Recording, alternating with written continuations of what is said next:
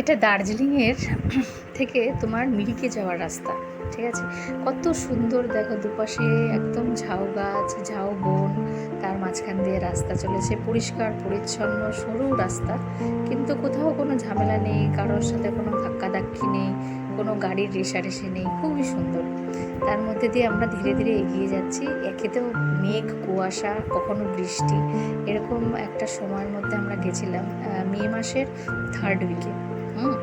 তো এত ভালো লেগেছে, তোমাদের কি বলবো।